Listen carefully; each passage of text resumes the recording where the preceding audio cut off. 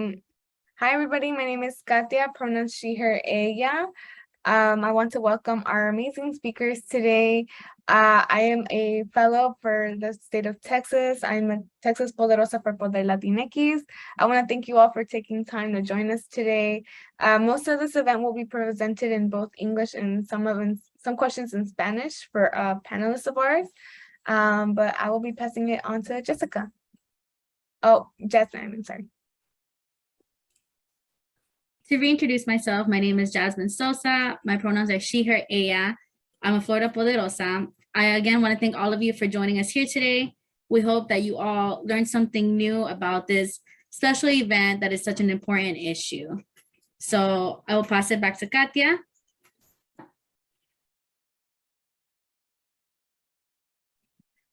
Thank you so much, Jasmine. Before we start this event, I'd like to invite us to have a moment of silence as a respect for the tragedy that occurred in San Antonio, Texas on June 29th, for the 53 victims in San Antonio, Texas.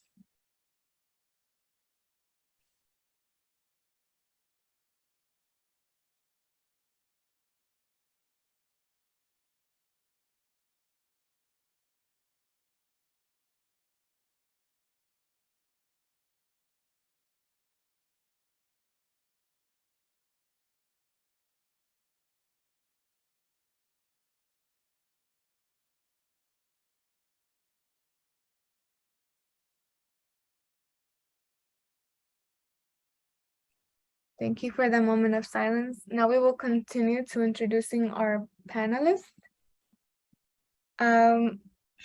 First up, we welcome the amazing Adriana Perez, who is a staff attorney for Crime Victims Assistance Programs. Thank you for coming on tonight. Can you please share with us a little bit about who you are and why you do this work? Yeah, absolutely. So I'm Adriana Perez. I am, like they said, I'm a staff attorney. Well, actually, I'm a senior attorney now. I just got promoted for my program. Thank you. We help and provide legal services and direct representation for undocumented victims of crime, which includes human trafficking here at Catholic Charities in Houston, Texas. And to be honest, when I went to law school, I wanted to be a prosecutor.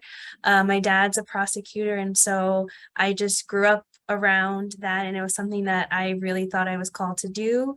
And then when I got to law school, I interned at an immigration firm, and I didn't want to do immigration at first, but there was something about it that I really enjoyed. I really enjoyed the direct interaction with clients. And my dad actually was a federal prosecutor, so he prosecuted a lot of traffickers. So it was something that I kind of knew a little bit about. And then I actually applied for a different position at Catholic Charities. And then my current supervisor emailed me and said, hey, do you want to be in the crime victims program instead? And I said, why not? And I've been here for 4 years. And I think it was meant to be. And I think it was fate that stepped in, because the clients that we serve, I don't think I would get the same satisfaction and reward that I would have in a different program. And I really enjoy the work that I do. And we have a wonderful team. My team is all female. And I think sometimes that may be a little bit better, because pretty much a majority of our clients are female, but so there's a lot of like women empowerment within my group, and making sure that we're all taking care of each other because of the secondary trauma that can come with this job. But we work as kind of an assembly line. We have our paralegals come in and screen our clients, and then myself and the other attorney will do the representation. But it is very rewarding work. And sometimes I often have to tell my team, like, sometimes we forget that we're actually changing people's lives, because it becomes kind of monotonous and you're doing your job duties and you forget because you're just trying to get through the day sometimes. But when we give our clients their documents, we sometimes forget that we are changing their lives, and we have those little moments where people are thankful and tell us that we changed their lives. And I think it's important for us to remember that all the work that we do here and in collaboration with each other really does help this vulnerable community, and does make a difference. Even though sometimes it doesn't feel like that, it really does. Like, you can go about your day, and like I said, you become in a routine, but It's nice to have moments like this where you can talk with other people and realize that together we are making a difference. And yeah, I really enjoy the work that I do. I was born and raised in Houston, and Houston is a very big hub for human trafficking. I think it's the biggest hub for trafficking. So there's definitely a need down here. And I'm glad to be a part of it. I went to UT, so hook 'em horns. But I'm a ride or die Houstonian. I love it. But yeah, that's just a little bit about me. I've been an attorney for 5 years, so I still consider myself a baby attorney. But I'm learning a lot, and I really, really love the work that I do. And I think it's important because I think a lot of times people, especially as Latinas, I think people think that attorneys are just like old men.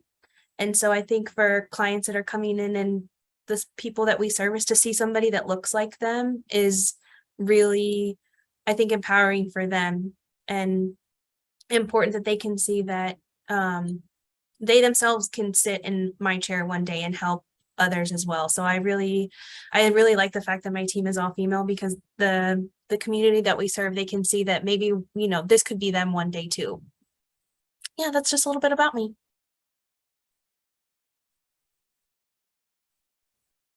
Thank you so much for your work that you do. I also live currently in Houston, Texas, so I really understand where you're coming from. There's definitely yeah, Houston represent. Yes. But I definitely understand like the dangers. Sometimes when I have to walk back from campus, it's a fear of mine that, I could just get picked up from the side of the road, but that's not exclusive to big cities, even rural areas.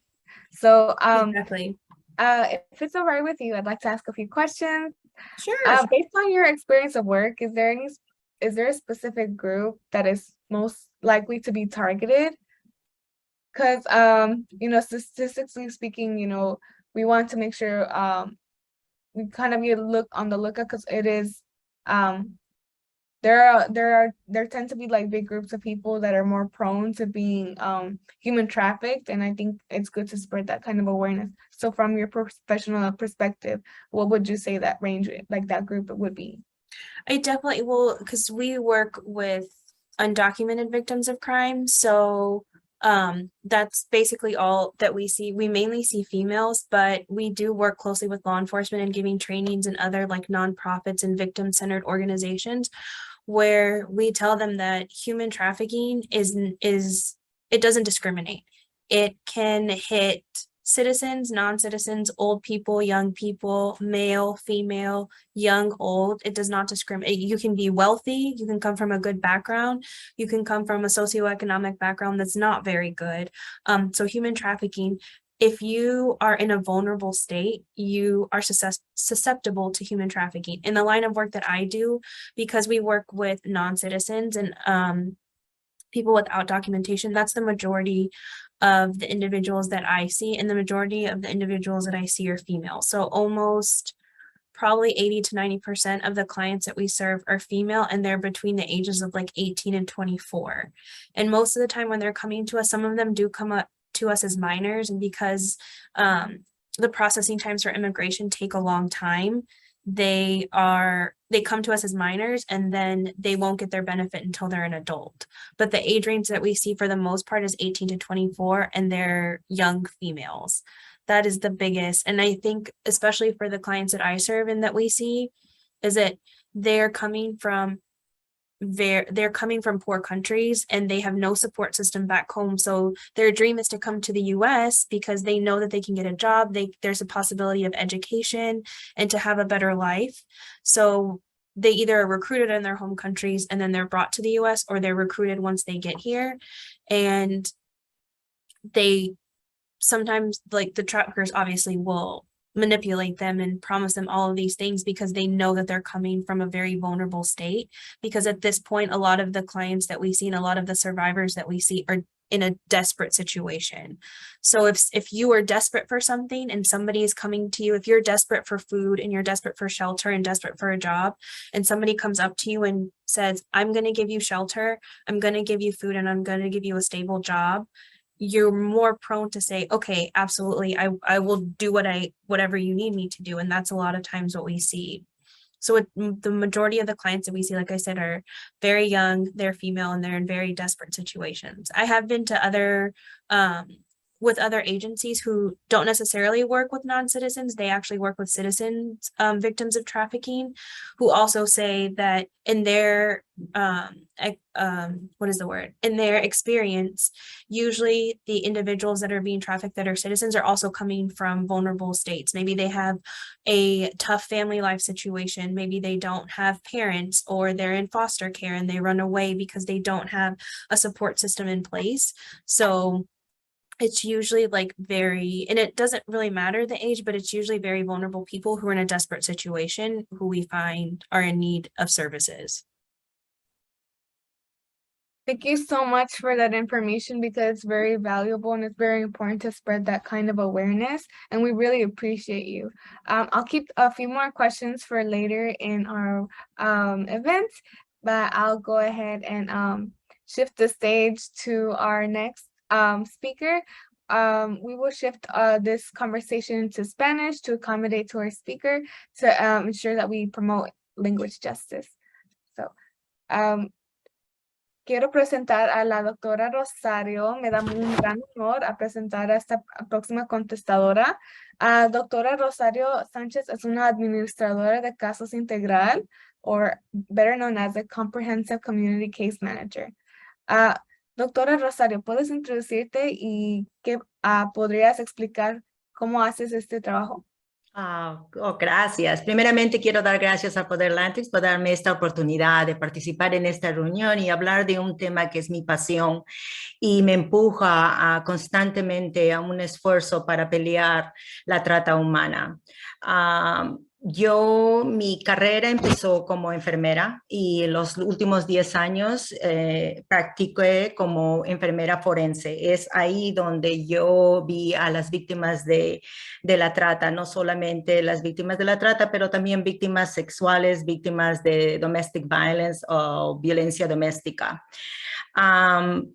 Estos últimos años he visto que la trata, en vez de bajar en números, porque en el 2000 nosotros le dimos este nombre, trata humana, sin embargo ha aumentado más y más. Y quizás en los Estados Unidos más vemos la trata sexual, especialmente de menores. Ese es donde yo hice mi investigación de la trata de menores sexual y por qué no salen de ese círculo. Ahora el problema es que hay muchas de las personas que como son vulnerables, y especialmente porque son niños, porque no saben lo que va a pasar. Y parte de mi trabajo es, trabajo con la comunidad, con niños de 11 a 19 años, que están en alto riesgo para la trata sexual o son víctimas o sobrevivientes de la trata sexual. Y lo que trato de hacer es empoderarlos y ofrecerles servicios en la comunidad, no solamente a la víctima, pero también a la familia, porque en la unidad de la familia es cuando conseguimos poder para que ellos puedan sobrevivir el trauma de lo que han pasado, porque el trauma de lo que es la trata quizás es uno de los más que duele más en una persona por las cosas que ellos han pasado. Muchas gracias por todo el trabajo que usted hace. Nos da un gran honor que puedas estar con nosotros en este espacio hoy, compartiendo toda esta información muy importante a nuestra comunidad que continúa a ser víctimas a este problema, y es por el trabajo de ustedes que este problema se está haciendo comunicado y entendido por nuestra comunidad. Le voy a preguntar la misma pregunta que le había preguntado a la señorita Adriana Pérez, nomás para que la misma información sea compartida con nuestros hispanohablantes que están viendo este evento al momento. De su perspectiva profesional, ¿qué diría usted que son las personas más vulnerables a ser traficados? En el 2017, el Polaris Project, que es la institución nacional de la trata de humanos, dejó un reporte.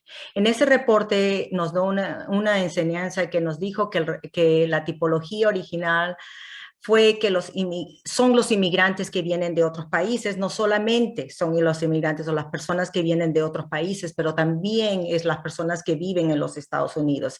Y quizás son las vulnerabilidades que pasan en sus países, como por ejemplo lo que pasó con el COVID. Fue una tragedia de sistema de salud. También fue que ellos vinieron por la corrupción en sus países. Como Adriana dijo, el deseo de superar, ¿no? Es cuando ellos vienen y los traficantes tratan de tomar esta ocasión para obtenerlos. Quizás en la parte sexual es usando a jóvenes más, porque son niños que no tienen concepto de lo que está pasando. Entonces usan lo que se llama la coerción emocional. Lo que yo he escrito bastante, que es muy normal que ellos hacen, y lo que nosotros le llamamos el call grooming, que lo agarran al niño y, por ejemplo, si el niño tiene problemas en la casa, dicen, oh, no, yo soy tu amigo, yo te puedo ayudar, y empiezan a comprarles cosas, ofrecerles ayuda. Quizás a veces vienen de ayudas que son necesarias, pero esa es la parte de que ellos cogen la confianza del niño. Otra de las partes que hemos visto que ahora la vulnerabilidad es muy alta es el Internet. ¿Por qué? Porque ahorita, o sea, en los Estados Unidos hemos tenido a los niños que no podían ir a la escuela. Entonces, ¿qué hacían los niños? Entraban a la computadora. Muchas de las cosas de las charlas que yo doy a los padres de familia, mi primera pregunta es, ¿dónde está la computadora? Y muchos de los casos dicen, la computadora está en el cuarto de mi hijo. Entonces yo le digo, ¿usted dejaría que un extraño entre a su casa y suba al cuarto de su hijo? No, claro que no. Esa es la computadora. Y los traficantes han usado ese módulo de entrar y ver todos los sistemas sociales que hay. Y también ahora tenemos teléfonos que son los smartphones, que tienen de todo, y los niños no saben cómo llevar esa tecnología. Y muchas investigaciones que se han hecho, el crimen ha aumentado por las redes sociales. Muchas gracias por toda esa información, que es muy importante que también los padres de familia sepan de los riesgos de la tecnología de estos momentos, y a entender todos los peligros que hay, especialmente ahorita que estamos en una época de tecnología, y es muy importante reconocer los peligros que vienen con esto.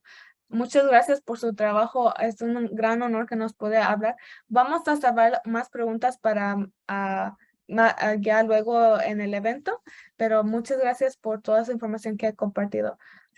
I'm going to present our next speaker, which is Ms. Jeanette. She is a Chief Executive Officer and founder of Miel y Canela. Thank you so much for joining us and being here. If you could please explain who you are and what kind of work you do. Hi, so for the benefit of everybody, I could do it in Spanglish. So buenas tardes, good afternoon to all, especially to all of you, especialmente a todos ustedes. Un gran honor. It's been an honor for me to be here and this panel of great empowering women, estar aquí con todos ustedes en un panel de mujeres empoderadas que tenemos un sentimiento, una pasión. Yo siempre digo que es lo que nos une a hacer este trabajo, es nuestra pasión por la compasión. So what I say always is our passion for compassion that forms that common goal of serving, because we all, our passion is to serve. One thing that I need to say to Adriana, I thought you were 16. Wow. Adriana estaba diciendo todo, ¿sabes? Que ella hace, quién es, y yo dije, pero yo creía que ella tenía 16 años. So, I wish. Una The brown don't frown. Yeah, exactly. So, me llamo Janet Mata, soy nacida y criada de madre, I'm sorry, I was born and raised in New York City. My mother's from Spain. My dad is from Puerto Rico. I was very fortunate. I would say that I was blessed because I was able to travel literally all over the world with the opportunity to advocate for children's rights and women's rights. So my forte is, of course, is human rights. I had an extremely blessed career in politics. I worked since I started, till I retired with COVID. In politics, I was 22 years in Washington, D.C. And the last 15 years of that, I managed the office of the president of the American Bar Association. That took me all over the world advocating for children's rights and women's rights, because human rights is my passion. When COVID hit, well, right before COVID hit, my very best friend, who was a survivor of domestic violence, she passed away in her sleep. She was only 42 years old, and she was like my sister. That was like my sister. So I came to Florida, to Miami, and 8 days after we buried her, COVID hit. And so I got like stuck here, right? And so anyway, everything shut down. And one of my colleagues in DC said, "What are you going to do?" And I said, "I don't know." And since my family was here, she told me, "Why don't you stay? Because your family's there. And why don't you open a nonprofit?"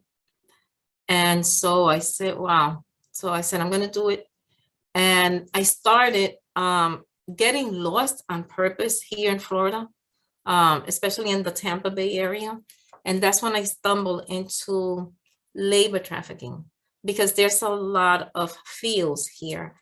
And I almost got shot one day because I was trespassing without knowing that I was trespassing, because I was seeing from afar where I parked, I was seeing families picking strawberries and tomatoes and all of that, but there were children there. And I was wondering, why aren't they not in school? And so I started calling DC and, doing my research. And that's how I stumbled into why this is happening here.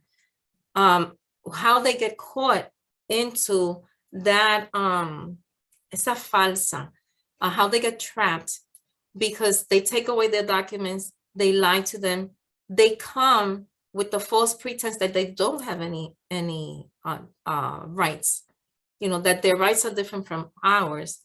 And so that's because of their vulnerability there, that's how they get tangled up in human trafficking, in the prostitution and sex trafficking. So I started going to the churches because they were frightened of speaking to me. And so they had that label here, and they still do, that anybody that they speak to that is not in that circle is going to deport them. And it's such a lie, and it's so far from the truth. So I started working with the churches. I started going to the churches, and I was asking the pastors to let me speak to them on Sunday. And so I did my own little booklets and everything about their rights. And I started telling them that I was born and raised here, and that the only difference between their rights and mine is where we were born, because we all have the same rights. And so, so one thing led to the other, word of mouth. And so my foundation and the organization is called Miel y Canela Foundation, because I guess the Miel y Canela, it identifies us, and so little did I know that I've been in existence. Miel y Canela Foundation has been in existence for 18 months, and I have rescued 93 victims of human trafficking. The very first one was 3 years old, and it has grown so much. So right now I have an office in Orlando. I have certified a group of teachers, human resources, social workers, and some doctors and attorneys in Colombia, in Peru, Nicaragua, and Mexico. So it's grown so much, and it's still growing. And so June 1st, I said, there's a need to bring awareness, but there's a need. Bringing awareness to me is, to empower people. So I said, let me empower them, to give them the greatest tool, which is education, and let me certify them. Let them have a piece of paper that says, this is a tool that I have, and certifying them in human rights. And so they can spread, so they can be another seed spreading that knowledge and empowering their own people in their own communities. And so June 1st, after doing my research and all of that, June 1st, I inaugurated the very first International Institute of Human Rights here in Tampa. So yeah, so I am a 501c3, but I am totally self-funded. And so I lost part of my family because my 401k is here, but there's nothing else that I want to do in my life. There's nothing, this drives me. This is what I breathe, and I get emotional.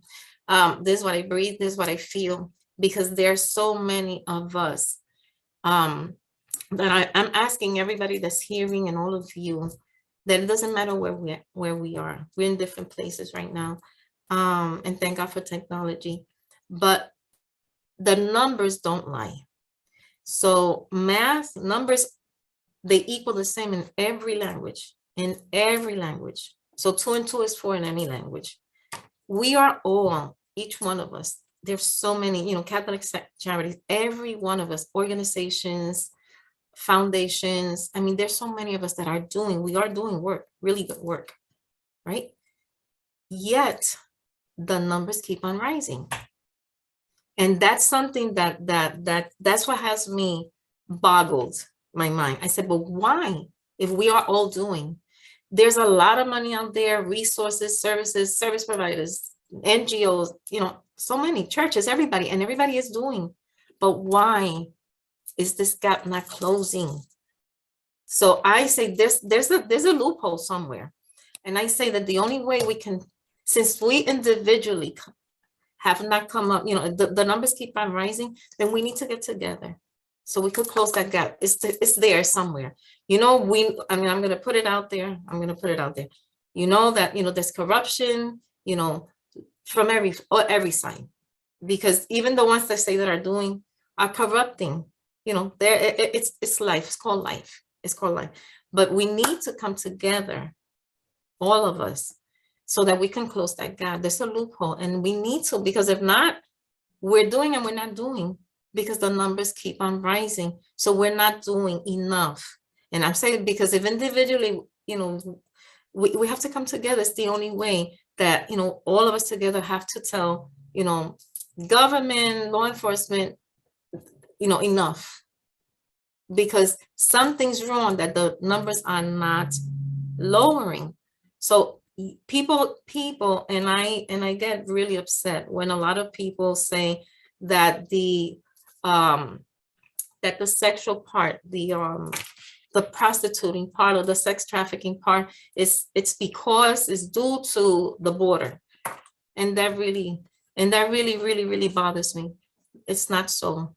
It's because of the people that are supposed to be enforcing laws that they traffic people. They allow, so, we have to put our foot down and come together so that law enforcement and everybody else, whoever is doing, is not protecting us, because the ones that, this affects us all. And there's a group that people forget or keep in the back of their mind, but they're affected the same, is the victims of the victims. So it's the parents, the sons, the daughters, they're victims, because, their mother gets snatched away, or the father or the brother, and they're victims. They're going crazy. They don't know where their child is. They're a victim of this too. And a lot of people forget about them. So, this is a call to action that I cannot and will not stop, because we are doing a lot. I mean, Adriana, I am so proud of you, what you do. And all of you, and Jasmine, thank you for, and all of us. But we need to do una cadena, a chain, where we have to put a face to this problem, and one voice to this problem, a loud voice, and un grito diciendo ya basta, no más, because the numbers keep rising. Florida shouldn't be third, Texas shouldn't be second, and California shouldn't be first. There should be zero tolerance in every state across the nation. Zero tolerance. If we get together and there's zero tolerance, the predators are going to have to go somewhere else. Go wherever you go. We don't care where. Just go, disappear, and leave us alone. You know, and let's protect our children, let's protect our neighbors, let's protect our streets, our communities, but we have to do it together because the numbers don't lie. I just printed this yesterday, and this is the 2021 Federal Human Trafficking Report. The numbers are rising. And we are here. We're here, Adriana and Katia, we're here. Jackson, we're here. The numbers are rising. So there's a loophole somewhere. And my intention is that to continue this and telling everybody, let's get together, because we're all doing awesome work. I'm proud of everybody that does. I sleep at night, you know, and I'm eager to get up in the morning, because sometimes I have to get at least three hours of sleep, but there's just so much to do. There's so much to do, and we have to come together, you know, across the nation, so we could say, ya basta, no más, you know, and get them out of here, wherever they came from, whatever they're doing, whoever it is, you know. And if it's in the top, it's in the top. If it's in the bottom, in the middle, you gotta go. But this has to stop. And I Thank think you so much for that. Se siente, like you can literally feel the passion of your work, your words. And Yeah. I'd love to hear more about it as we enter the Q&A section of our panel event.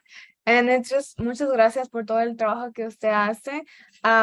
In Spanish para la doctora Rosario Sánchez.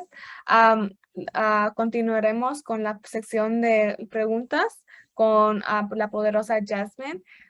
Y ahí les daremos más espacio para que compartan sus perspectivas profesionales y puedan responder a las preguntas que tienen las personas viendo el evento. I'll pass it on to you, Jasmine. Thank you, and thank you for the panelists for speaking on your stories. You're truly inspiring. Thank you for all the hard work you do. So I will now move forward with the questions. I'll start first with Adriana. So the first question I have is, about 63% of Latinas are seen vulnerable and are being trafficked each year. Based on your experience, is there a specific age range, or why do you think that is? So in my experience as the attorney, like we, as I was saying earlier, the majority of the clients we see are 18 to 24. We do have a few that are older. And when I say older, they're more self-identifying victims of human trafficking. Mainly the victims that we see are usually a referral from law enforcement. So that's one good thing about working for Catholic Charities, is that we have developed collaborations with local law enforcement agencies, whether it's, you know, the sheriff's office or Houston Police Department, or even smaller counties. We go and do trainings with other smaller counties about human trafficking, because there was a time when we would go and they were like, oh, I remember we went to one like suburb of Houston and we did a training, and somebody in the audience literally told me, oh, this is not an issue for us in this neighborhood because we're an affluent neighborhood, and human trafficking does not happen in affluent neighborhoods. And shortly thereafter, there was like a raid in Katy. That's where it was. So, and the people that were rescued there were probably like in their 40s and 50s. So, I mean, the bulk of the clients that we see are 18 to 24. They're young. Usually they start off as minors when they come to us. And then by the time they finish and get their cases closed, they're adults. And we do see females. We rarely see males. We see like a handful of males come in.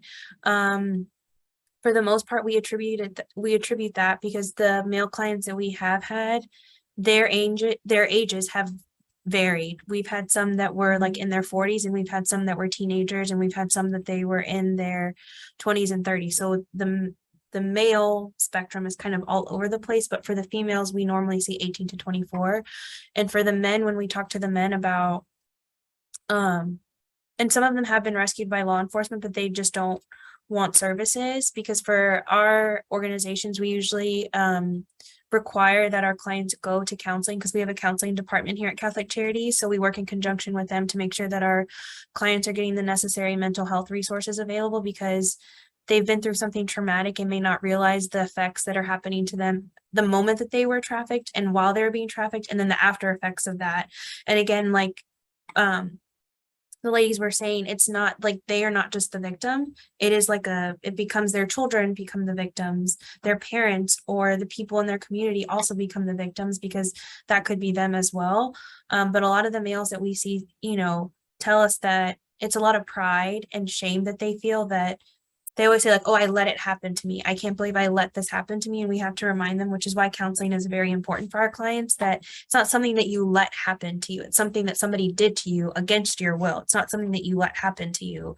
And a lot of our male clients feel shame, and even some of our female clients too, they feel shame in like asking for help and asking for services because they feel embarrassed that they are victims of trafficking. And again, we tell them that trafficking, like by its definition in the statute, it's something that it is against your will.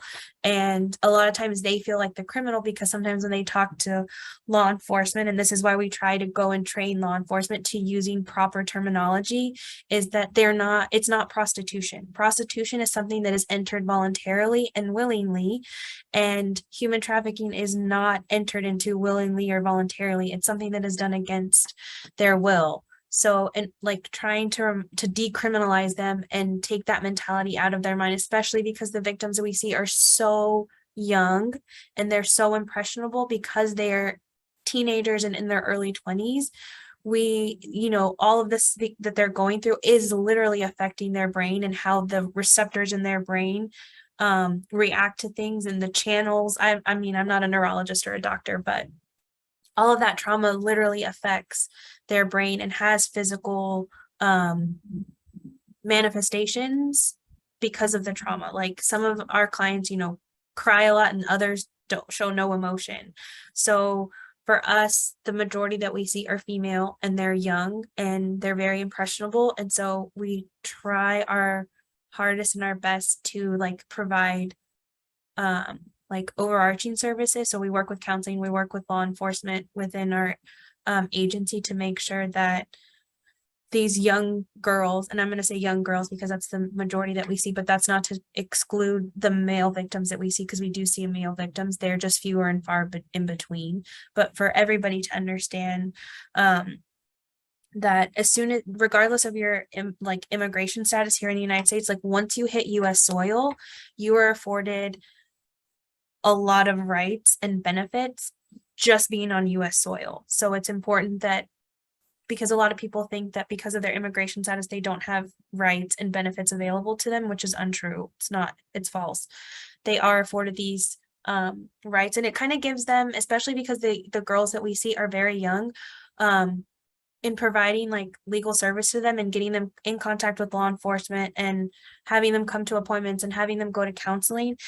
We try to kind of give them their power back and give them autonomy to now say, like, at one point you were doing something that was against your will and you were thrown into this that was involuntary, but now you're back in control.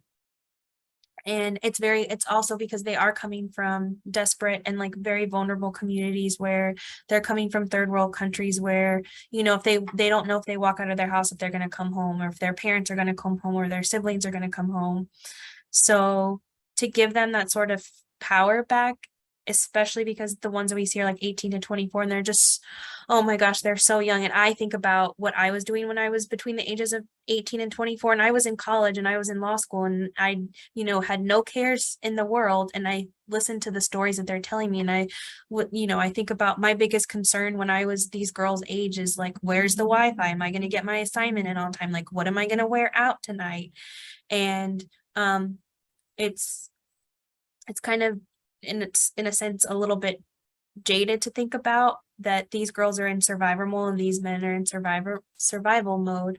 But that's where y'all come in, and that's where our agencies come in, and the work that we do to make sure that the age range that we're seeing as young as it is, because these, you know, the ages are getting younger, and, you know, the reports, the numbers are growing, and it is a scary thing. But hopefully with things like this and the work that we do and the work that y'all will do, because y'all are like the next generation that's coming forward, we can really combat this and have those vulnerable ages like 18 to 24 and teenagers not be so susceptible to this. Thank you so much for that response. It was a lot of very valuable information that I didn't even think of. And it's so great that you guys offer mental health, because I think that plays such a big part on these victims that people don't really understand. That's like, it's a very traumatizing event. It's okay to not be okay. Yes, and it's also a very cultural thing too, because a lot of the clients we serve, I'm just going to jump in really quickly. A lot of the clients we serve, come from Hispanic communities and Latino communities where like it's taboo to get assistance for your mental health, but letting them know like it's not only going to help your case, but it's going to help you in the long run. And we do see a lot of our clients that go to counseling and continue with counseling throughout their process and then beyond. There's a substantial difference in how they carry themselves, how they talk, and how they were when they first came in until now with the counseling. I mean, I would advise everybody needs therapy and, access to good mental health care, but it is, the ones that continue with counseling and like put in the work, you can see the difference. They really take it seriously and they've taken their lives back, and it's wonderful. It's wonderful to see. And they have jobs. I had one client, I'm going to say this because it's a beautiful story. She was like very big into her mental health and making sure that she overcame her trafficking. And now her goal is to start her own nonprofit to provide resources for individuals that were in her same situation, because she realized how big of a role mental health played. And she said, like, without the agency, without her counselors, she wouldn't have been able to do this. And now she wants to be able to have another place for individuals to go at low cost or for free. And so it sparked her to want to play a role in the community as well. So yeah, it's very important. That's amazing. That's so great for them. And so I'm full really circle. proud that you guys, exactly. It's so great. So I'm gonna move on with the second question, which is, have you ever risked or felt fear in your line of work as a staff attorney for crime victims? Yes and no. We just moved, we had an old building and we had like a security officer downstairs that probably weighed like 100 pounds. But now we moved into another building, so we have like extensive security and, we have measures in place. So, and we also have like a list. I don't know how safe this is, but we have, when people come in and identify themselves as, trafficking victims, or even sometimes we have individuals who come in under domestic violence, but it is coupled with human trafficking. We usually will take down the name of their perpetrator if they know their name, or like the nickname of their perpetrator and kind of like a description of what they look like. And we have like a little master list of like, they're not allowed to enter the building, and we share that with like our front desk and the security individuals downstairs, just to let them know, like, if somebody were to come under this name and this description, like, they're not allowed in the building. So we have like our own safety planning here within my program. But for the most part, I felt safe. The only time I think my program and I have felt scared is sometimes the agency, and like sometimes I will get phone calls from people who I don't know where they are, but they're definitely not like local numbers. They're usually like numbers that I don't recognize. They're not like Houston area codes. They're like out of state. And they will yell at me or they'll leave like nasty voicemail saying that I shouldn't be helping this population because they have a stereotype in their mind of the populations that we're serving. So sometimes they leave nasty voicemails, but I've never felt like an immediate danger. There are times when you feel a little uneasy, because individuals will come in and say, my trafficker hasn't been caught, or my trafficker's been caught with their network, and they're like, their people are still out there. So sometimes we feel a little uneasy, like, are they going to come? But luckily, knock on wood, in the like 4 years that I've been here at Catholic Charities, like, nobody's ever come in here and like done anything to us. But we try,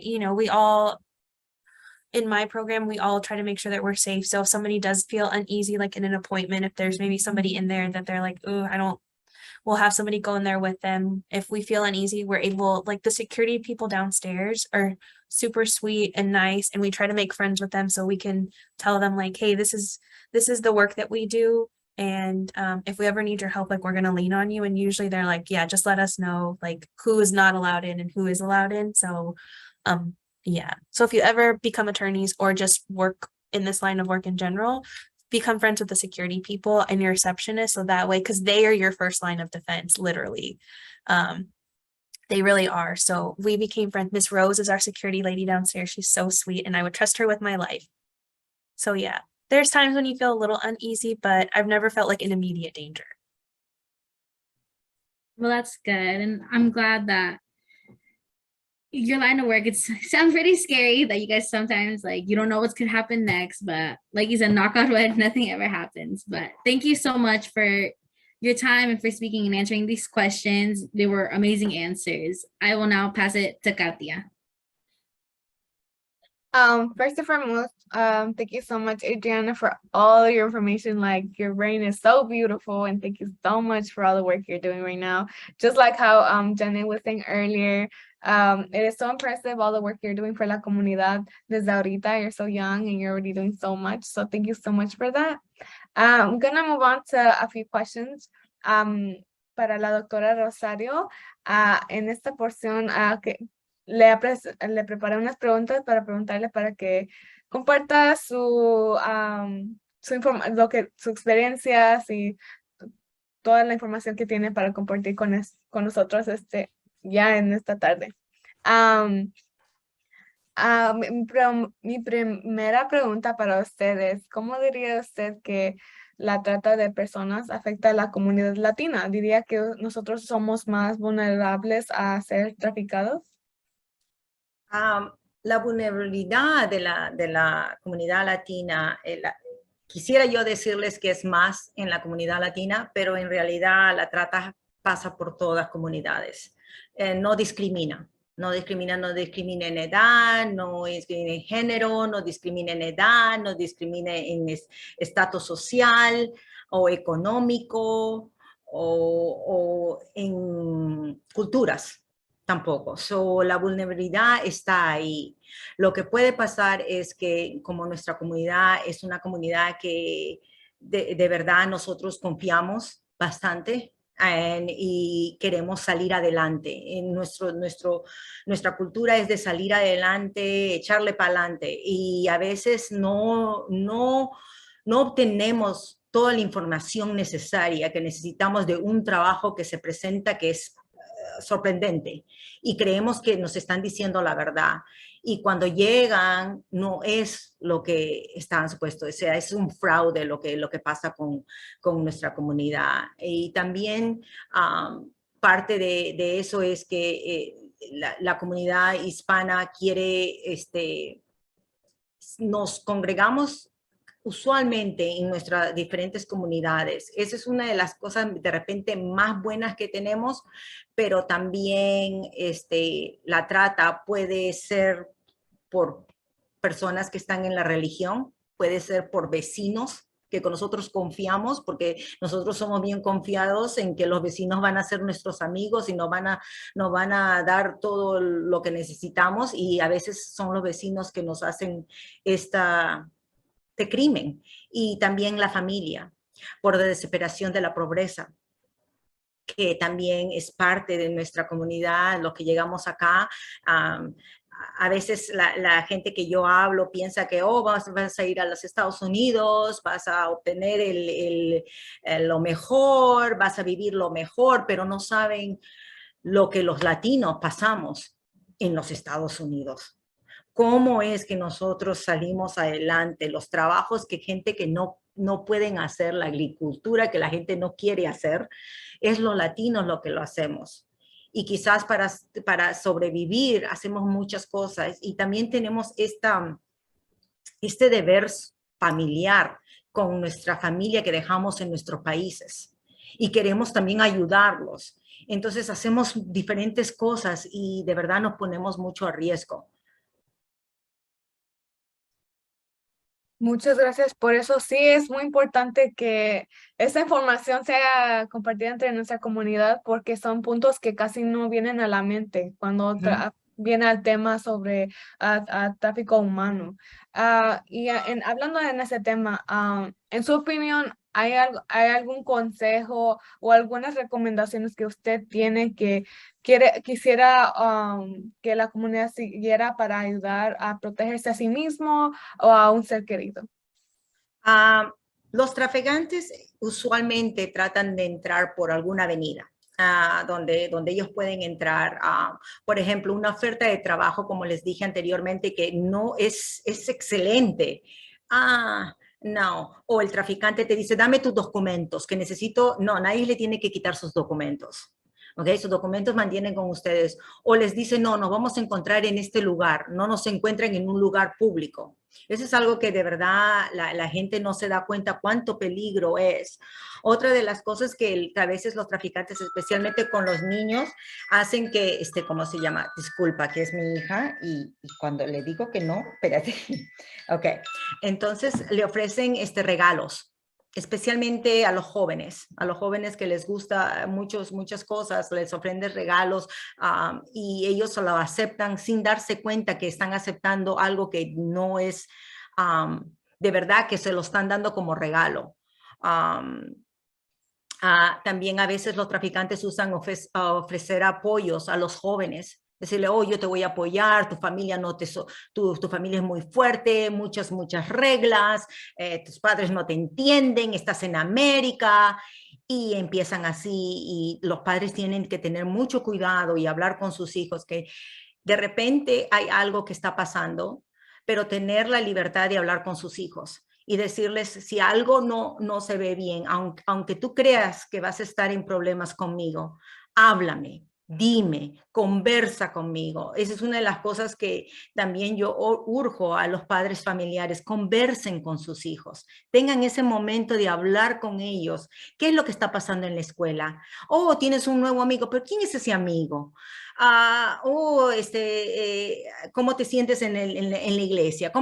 Diferentes, porque el traficante puede ser cualquiera, puede ser una abuela, un abuelo, puede ser un ministro de la religión, puede ser un consejero, puede ser un entrenador de los deportes, puede ser muchas cosas, puede ser el vecino de al lado. Yo he tenido casos de que jóvenes estaban siendo traficados después de la escuela. Iban a la escuela, salían y el vecino era el traficante. Y la niña iba de 3 de la tarde hasta las 7 de la noche y era traficada.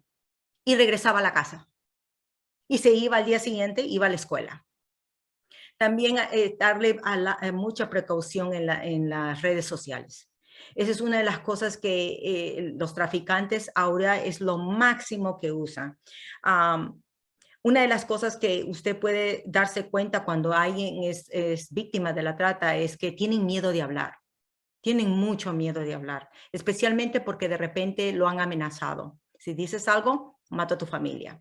O si haces esto, mato a tu hermano, mato a tu madre. Esa es muchas de las cosas que hacen los traficantes. Se ven muy cansados, se ven malnutridos. Tienen heridas, especialmente laboral, son heridas que es laborales. Y si es la trata sexual, hay infecciones sexuales que un niño, una niña no debería tener. Es dominado o controlado, se siente una diferencia, hay cambio del aspecto de la persona, o sea, una persona como yo, por ejemplo, que es, bien outgoing, ya se pone callada, no habla, se aísla. De la trata laboral, largas horas de trabajo, con un pago mínimo, deudas que no pueden pagar. Los aíslan de la familia, de los amigos, y tienen señales de abuso. No solamente abuso físico, como heridas y quemaduras, huesos fracturados, dientes que se lo quebraron, pero también tienen emocional. Sufren de ansiedad, de depresión, de ansiedad, de post-traumatic stress syndrome, que es el estrés post-trauma. Y sufren demasiado, también espiritualmente sufren. Y hay una de las partes que es más dolorosa para ellos, porque es la parte donde ellos se culpan. En vez de culpar al traficante, se culpan ellos. Si yo no hubiera hecho esto, no me hubiera pasado esto. Y no entienden que la culpa no es de él. Y también vergüenza. Vergüenza porque alguien que se somete a hacer cosas que tú nunca has hecho y son horribles. Las cosas que el traficante hace con las personas es mucha vergüenza. Y se sienten solos, se sienten que no tienen ánimo ni tienen esperanza para salir adelante. Y muchas del trabajo que yo hago es con Trauma Informed Care. Cada persona que yo encuentro cuando yo trabajo con ellos, yo los encuentro en donde ellos están. Porque cada trauma es diferente. Una trauma no puede ser igual en todas las personas. Entonces yo los encuentro donde ellos están y de ahí caminamos juntos. Esa es una de las cosas. Y una de las cosas que yo cuando trabajo con personas le digo, por favor, quita toda tu perfección que tú tienes de lo que es supuesto hacer, lo que no es supuesto hacer, lo que es bueno, lo que es malo, y entra con una cabeza que es sin nada y escucha a esa víctima, escucha a ese sobreviviente y entiende lo que le ha pasado a ellos y trabajar el trauma, porque el trauma, yo como enfermera forense, yo he visto trauma de abuso sexual, de doméstica, de todo esto, pero el trauma de la trata es súper, súper, súper, súper fuerte. Y lo que pasa es que continúa. Es por eso que hemos visto ahora como enfermera y como escribiendo muchas cosas que se mueren demasiado temprano. Esta gente se está muriendo temprano por el estrés que pasan en las manos del traficante. Sufren demasiado, tienen comorbilidades, enfermedades que como la diabetes, el cardiovascular, todas estas cosas que no tienen en su genética y está pasando. Y las mujeres embarazadas están pasando este trauma cuando tienen al bebé dentro de ellas. Y eso se llama lo que nosotros le llamamos aquí los epigenetic changes, por el trauma que están pasando estas mujeres embarazadas.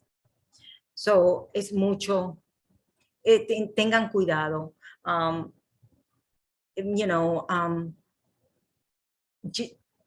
Presten atención, presten atención. Si ven algo que no va bien, que no se ve bien, usualmente tenemos ese sentido de que nosotros decimos, esto no se ve bien.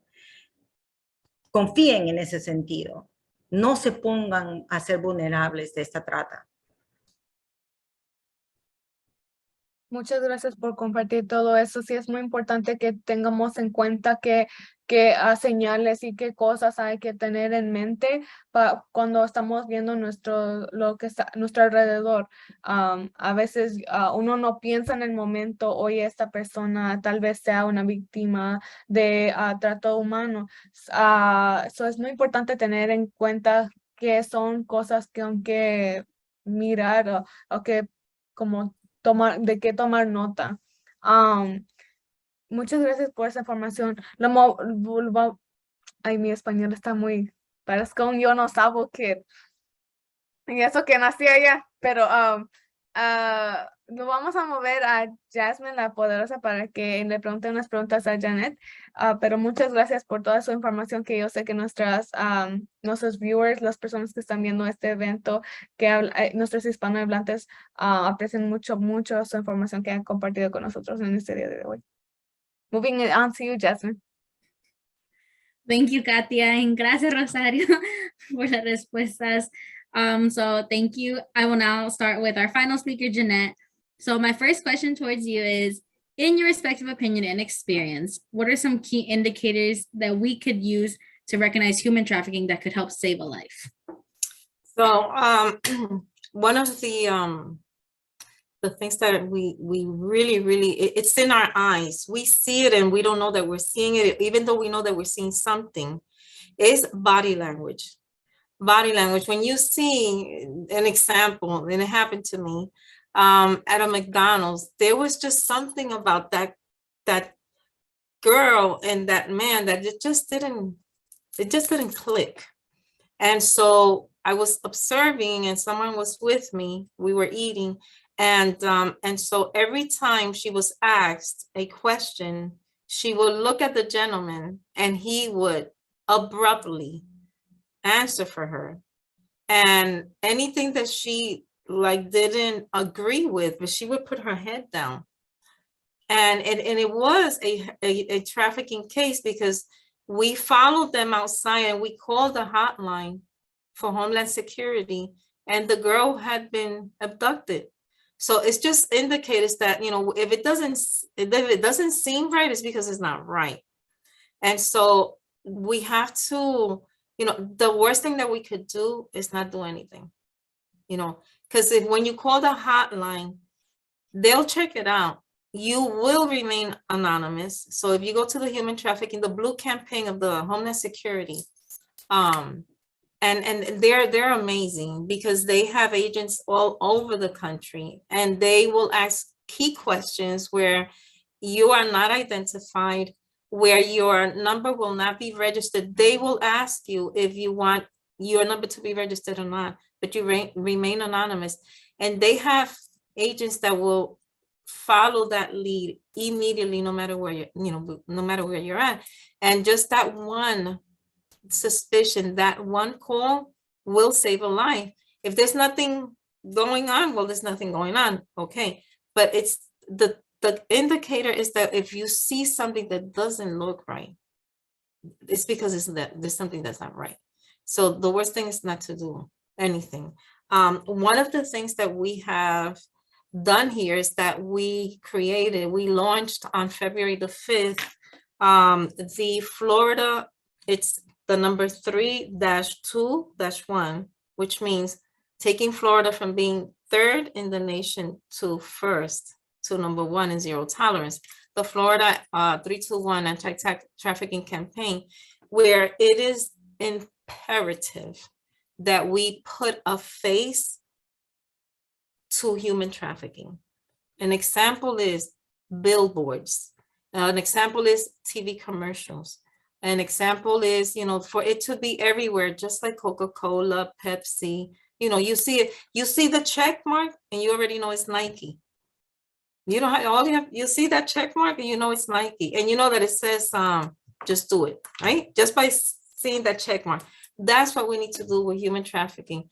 When you go driving, for example, in Florida, when you go driving and you're entering a new county, it says, welcome to Hillsborough County or Orange County or whatever. Put it everywhere. Put it everywhere. Awareness. We need to put a face. We need to build that face, that brand of human trafficking, so everyone knows that when you see that, you know, it's a continual, it's just like social media, it's a continuous reminder of something, you know, of something. So, you know, that awareness, that education is that, you know, anytime you see something, whatever it comes, because you know that, you know, the human trafficking really is that hand and the color blue. Let's build that brand. Let's build that brand and put it out there everywhere across the nation, because you could be taking a shower and you hear a song, and you know if it's Pepsi, you know if it's Jay-Z or Shakira or whatever, you know, and but you know, that's what we need to do, so everybody knows it's there, so that they're conscious. We have to create that consciousness that human trafficking is here, that it's alive, and it takes all of us. That's, you know, that's something, it's branding. We need to brand it as to what it truly is, a heinous crime that needs to be eliminated.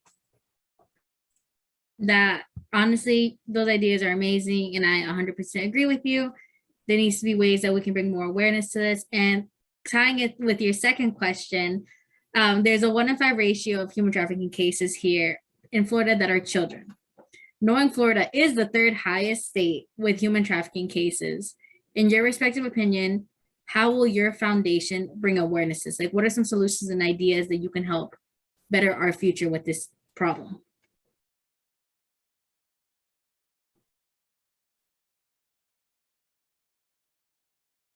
There we go. So one of the things that we are trying to do, and we are going to do, and we need everybody's help, is that human trafficking, just like human rights, but human trafficking should be a subject in school, not a day of an assembly and talking about it. It has to be taught, because since it's that real, we have to educate. And when you teach something to a child, they never forget. They never forget. So if you bring the reality of human trafficking, what it is, as a subject in school, that in itself is going to create that consciousness, throughout their lives. And the school system needs to get involved. If the school system gets involved, parents will get involved. We need everybody involved in this so that we could bring that awareness that, that here in Florida is, like I said, the first victim that we rescued was 3 years old. 3 years old. He wasn't even in school. And so through the school system, that's the school system, law enforcement does, yes, they do, but we need to tie them in with the Board of Education. We need to, because kids need to understand that they might have a classmate and they play basketball with them or something, and they're being trafficked and they don't know it. Because the kids don't dare, just like Dr. Rosario said, Dr. Sanchez said, they don't dare speak because they're threatened. But if we bring that awareness and they know that they have a place to go, that they're going to be safe, we could break that chain. But like I said, when we first started, we need to come together to do that so we could break that gap. So that's one. It's and bringing a collaboration to bring awareness between the schools and it's the kids. We need to target kids. We need to, bring this, just like English, English, science, math, human trafficking. Why? Because it's here, because it's in their schools, because it's in their homes, it's in their churches. I have a friend that has an organization. She has a nonprofit. Her father was a minister. And he trafficked her in the church from age 3 to age 19 when she said no more. And I can give you, I know she's not gonna get mad. Her name is Connie Rose, and look at her website, Victims, the number 2, Victim to Survivor, and read her story and hear her speak. Her father was a minister, and he used to give Bible study classes to men, and there was a bed there, and he used to lay her there when she was 3 until she was 19. And while they were violating her in front of him, he was sitting in front of them, reading the Bible, quoting the Bible while she was being raped. So this is something that we, when I say we, W-E, we need to do this together. Because kids, you see, she started going to school, and apparently she was okay. But when she said, when she was graduating from high school, she said, this is it. And since she was already, leaving high school, she was not under his control anymore. That's when she went to the precinct and she put him in jail for the rest of his life. But she was being her father. He was a minister, a pillar of his community. Jasmine, you're here in Florida.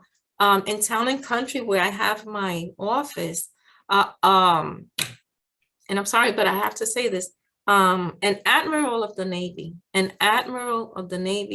pillar in his church, pillar in the community, in the service. So somebody tipped off the Blue Campaign, and when they went into his house, they found 2,116 child pornography videos in his house. And behind his garage, you couldn't tell, but they found out that's why he had the studio. So all those kids, where did those kids come from? He was filming them from the neighborhood, from the church, from whoever else. So that's why I'm saying it's very important to educate kids, to make this part of the educational system. Unfortunately, when I was growing up, we used to leave our toys outside. We didn't have to lock our doors. And I'm from New York. I'm from a rough neighborhood in the Bronx. And back then it was rough, but it wasn't like this. human trafficking, people getting abducted. You didn't hear about that.